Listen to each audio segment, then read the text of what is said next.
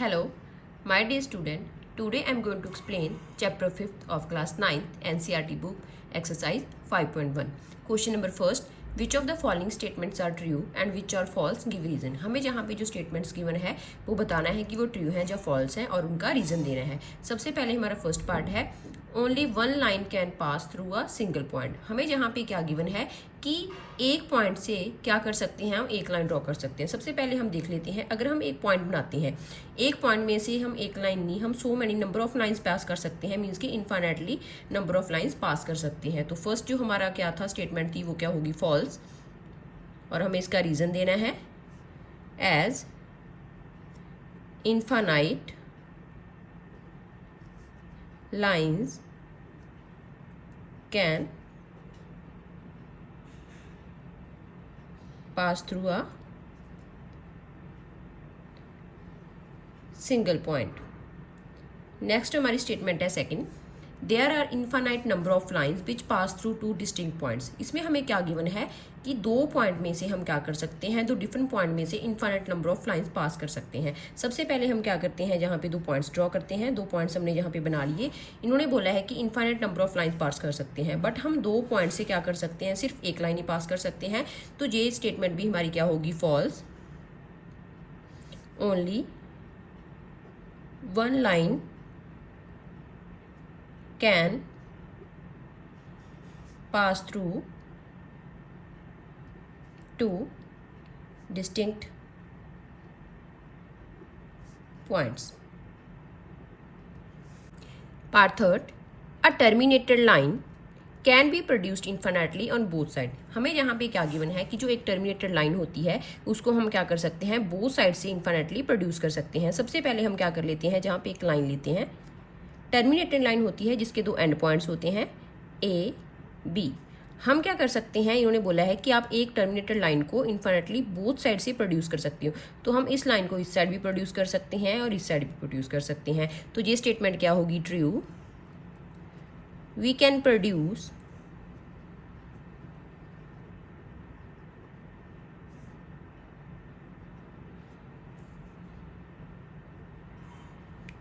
Line on both sides. Part 4. If two circles are equal, then their radii are also equal. हमें जहाँ पे क्या करना है, बताना है कि अगर दो सर्कल इक्वल होते हैं तो उनके रेडियस भी इक्वल होते हैं. मान लो हमने यहाँ पे क्या कर रखे हैं, दो सर्कल प्रोड्यूस कर लिए, जहाँ पे दो सर्कल ड्रॉ करे हैं. इन दोनों सर्कल्स का रेडियस क्या है, सेम है.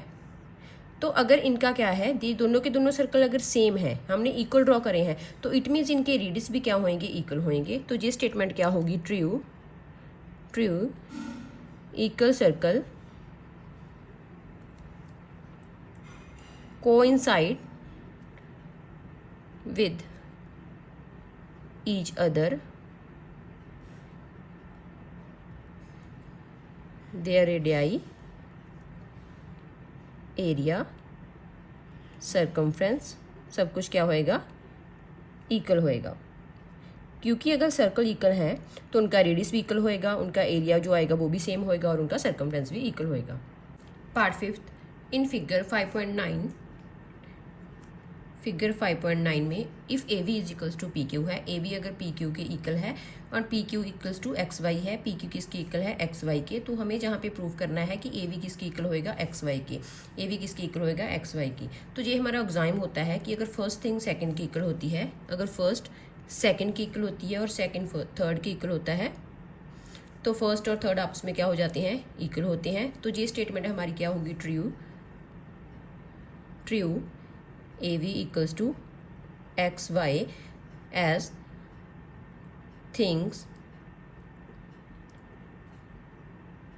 विच आर इक्वल. जो थिंग्स क्या होती हैं, आपस में इक्वल होती हैं. अगर ये इसकी इक्वल है और ये इसकी इक्वल है, equal things which are equal to same thing, equal to each other. अगर क्या होता है, एक क्या होती है, थिंग्स क्या होती हैं, ये वाली थिंग्स क्या होती हैं, अगर हम इसको थिंग्स लेके चलते हैं तो ये अगर इसकी इक्वल है, ये भी इसकी इक्वल है, तो बीच में जो ये वाला है, जिन दोनों की इक्वल है, तो ये भी इक्वल्स टू क्या हो जाएगी, एक्स वाई हो जाएगी. Question number second, give a definition for each of the following terms, are there other terms that need to be defined first, what are they and how might you define them. हमें जहाँ पे क्या करना है, जो भी हमें जहाँ पे each of the following given है इनकी डेफिनेशन देनी है, और जहाँ पे हमें क्या करना है अदर टर्म्स बतानी है that need to be defined first. सबसे पहले हमारा है पैरेलल लाइंस। तो पैरेलल लाइंस क्या होती हैं, अगर हम दो लाइंस ड्रॉ कर लें, पैरेलल लाइंस होती हैं जिनके बीच का डिस्टेंस क्या होता है, सेम होता है, या फिर हम कह सकते हैं कि ये लाइंस क्या नहीं होती, कभी भी इंटरसेक्ट नहीं करती। इसको हमने m माना, इसको हमने n माना। तो m और n लाइन पैरेलल हैं, इनके बीच का डिस्टेंस सेम होएगा और ये एक दूसरे को इंटरसेक्ट नहीं करेगी। तो इसकी डेफिनेशन क्या होएगी, two lines having no common point, और इन दोनों के बीच कोई भी कॉमन पॉइंट नहीं होएगा, no common points and distance between them are constant।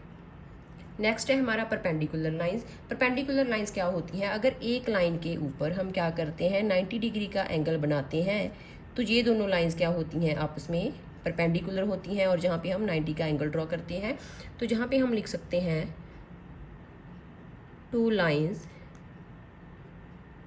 which form 90 degree angle with each other are called perpendicular lines। Next है हमारा लाइन सेगमेंट।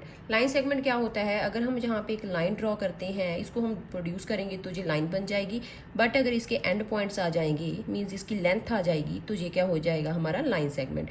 तो लाइन सेगमेंट क्या होता है, a line with two and points is called line segment. Part fourth, radius of circle, हमें इसको define करना है। तो रेडियस ऑफ सर्कल क्या होता है, अगर हम एक सर्कल ड्रॉ करते हैं, सर्कल के सेंटर से लेके सर्कल तक के डिस्टेंस को हम क्या कहते हैं, रेडियस। तो डेफिनेशन होगी the distance between centre of circle to the circle is called radius of circle. यहाँ से लेके जहाँ तक के डिस्टेंस को हम कहेंगे रेडियस। नेक्स्ट है स्क्वायर, हमें स्क्वायर को डिफाइन करना है। अगर हम क्या करते हैं, एक क्वाड्रिलेटरल बनाते हैं जिसके जहाँ पे हर एक एंगल क्या होएगा 90 डिग्री का होएगा, और उसकी 4 की 4 साइड्स क्या होंगी, इक्वल होंगी, तो वो होता है हमारा square. A quadrilateral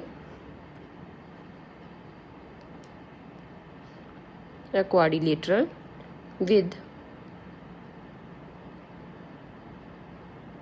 equal sides and each angle 90 degree is called square। Question third, consider two postulates given below. मैंने जहाँ पे क्या कर रखा है, ये एक थ्योरेटिकल पार्ट का क्वेश्चन था, तो मैंने जहाँ पे पहले ही लिख रखा है, मैं इसको एक्सप्लेन कर देती हूँ। फर्स्ट पार्ट है, given any two distinct points A B, there exist a third point C which is in between A and B. तो इसके लिए क्या है, just these postulates contain undefined terms such as point, क्योंकि इनमें हम किसकी बात कर रहे हैं, पॉइंट एंड लाइन की बात कर रहे हैं। और जो पोस्टुलेट्स हैं वो क्या कर रहे हैं, दो डिफरेंट सिचुएशंस के साथ क्या कर रहे हैं, डील कर रहे हैं। जो सेकंड है हमारा, there exist at least 3 points that are not on the same line. 3 points हैं जो सेम लाइन के ऊपर नहीं है। हमें यहाँ पे बताना है कि जो पोस्टुलेट्स है इनमें कोई अनडिफाइंड टर्म है। अगर ये पोस्टुलेट कंसिस्टेंट है, हमें जहाँ पे बताना है कि जो यूक्लिड के कौन से पोस्टुलेट को एक्सप्लेन कर रहे हैं और एक्सप्लेन करना है उसको। तो जहाँ पे है कि ये पोस्टुलेट्स क्या हैं, इनमें क्या है, अनडिफाइंड टर्म्स हैं, क्योंकि हम जहाँ पे पॉइंट और लाइन की बात कर रहे हैं। तो जहाँ पे हम पॉइंट और third point that is a lie between the A and B, point and line की बात कर रहे हैं। जो ये पोस्टुलेट्स हैं ये दो डिफरेंट सिचुएशंस हैं, क्योंकि एक के ऊपर हमारी क्या है, एक पॉइंट है जो क्या कर रहा है, एक लाइन के ऊपर 2 पॉइंट्स क्या कर रहे हैं, एग्जिस्ट कर रहे हैं।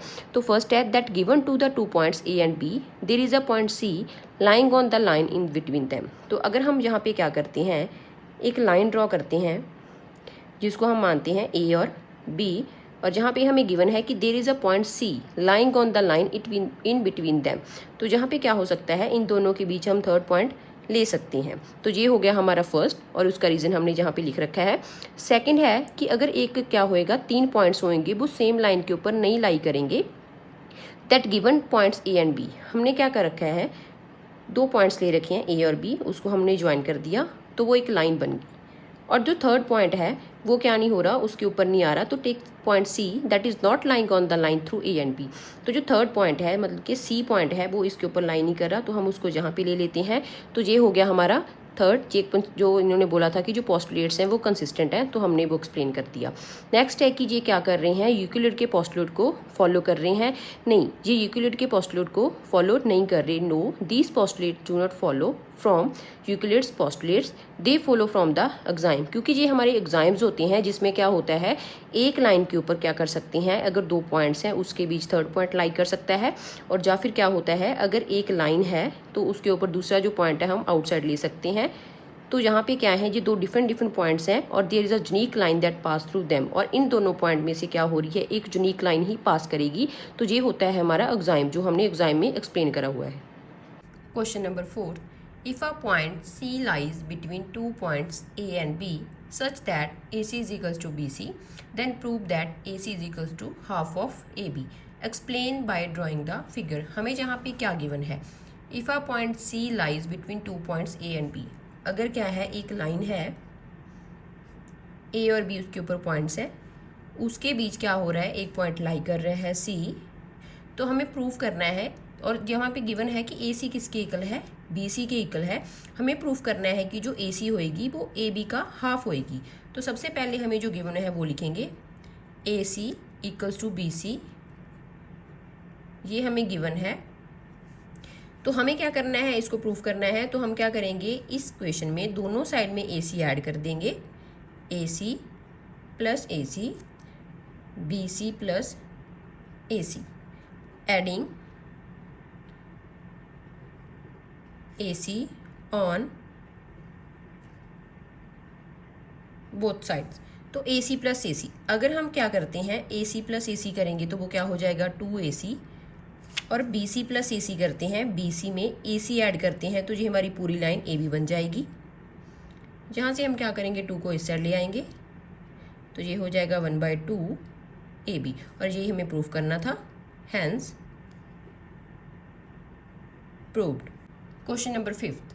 In question 4th, point C is called a midpoint of the line segment AB. हमने जो क्वेश्चन 4th करा था उसमें हमने क्या ली थी, एक लाइन ली थी AB और उसके बीच हमने पॉइंट लिया था C। हमें यहाँ पे प्रूव करना है कि every line segment has one and only one mid point. हमें यहाँ पे प्रूव करना है कि हर एक जो लाइन होती है उसका क्या होता है, सिर्फ एक ही मिड पॉइंट होता है। तो हम क्या करेंगे, let AB having 2 points, let AB के क्या हैं, 2 मिड पॉइंट्स हैं, AB having 2 midpoints C and D, means कि हमने जहाँ पे एक और पॉइंट ले लिया D कि वो भी इस लाइन का मिड पॉइंट है।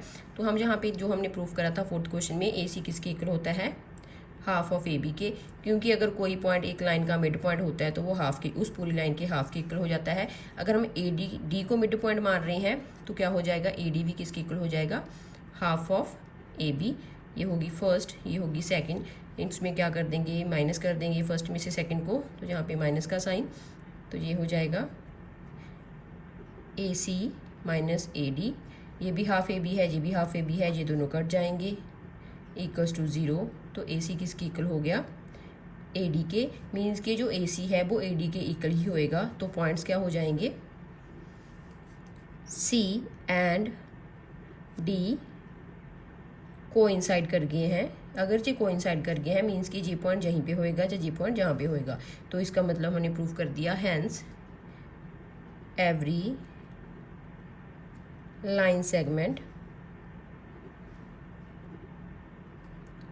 Has only one mid point. In figure 5.10 figure में हमें गिवन है AC किसकी इक्वल है, BD के इक्वल है।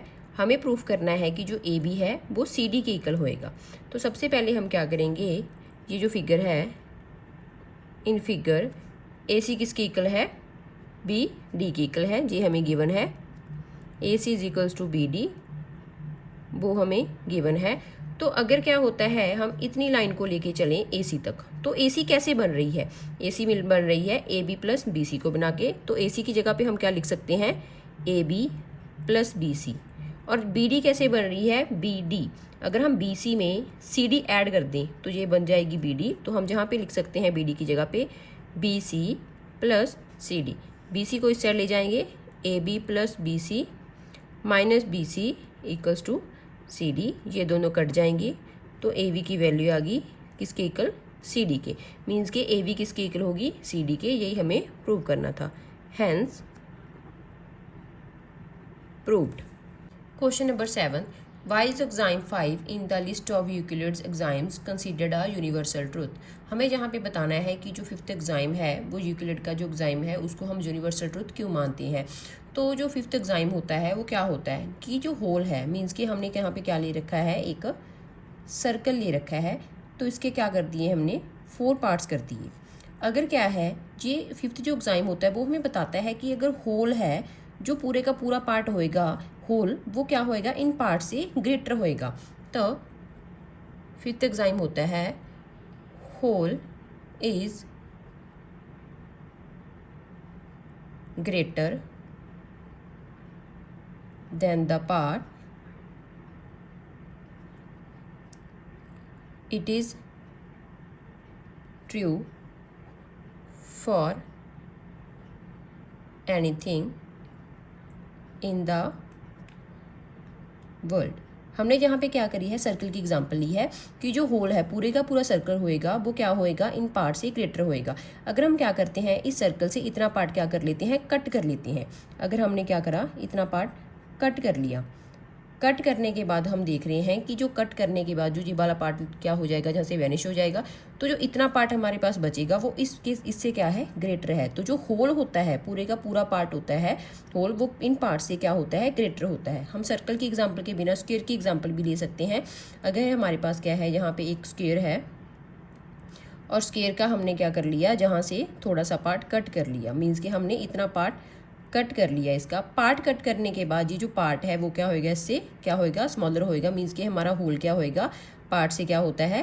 ग्रेटर होता है। तो इस वजह से इसको क्या कहा जाता है? ये hence it is a universal truth. Universe में हम इसको किसी भी चीज़ के ऊपर अप्लाई करते हैं तो वहाँ पे ये क्या होएगा? हमेशा अप्लाई होएगा और हमेशा ये क्या माना जाएगा? ट्रुथ माना जाएगा कि जो हमेशा होल होता है वो पार्ट से ग्रेटर होता है।